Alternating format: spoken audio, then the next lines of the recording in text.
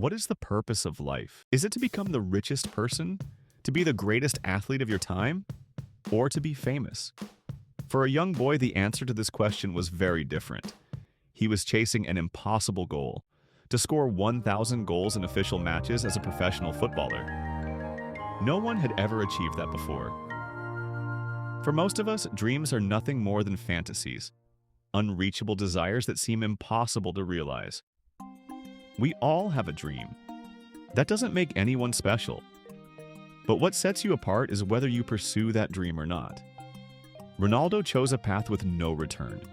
He wanted to become the best footballer in the world. He had found the meaning of his life, a goal so difficult and ambitious that it seemed impossible to achieve.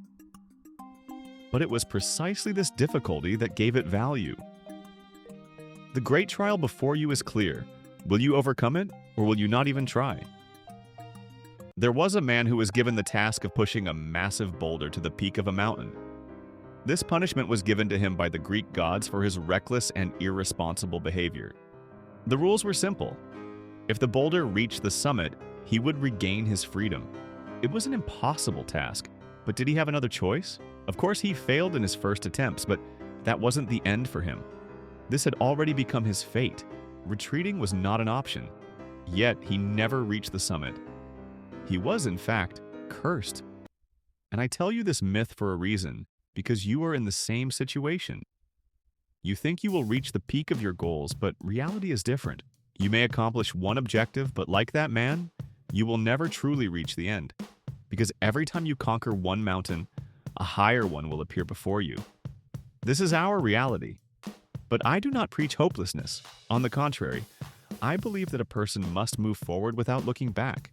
However, if you truly want to live a meaningful life, you must understand that happiness is not found at the summit, but in the struggle along the way.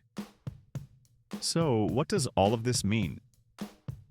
Centuries ago, the Greeks who told us this myth forgot one thing. They never described whether the man was smiling. He had accepted his fate, but he had realized something. He saw two choices before him. The first option, give up knowing he would never reach the peak. The second option, find his purpose in the journey itself. At the end of the day, we must accept one truth. Life has no absolute meaning, at least not one that we know of. Our goals and dreams are simply concepts we create to fill this void.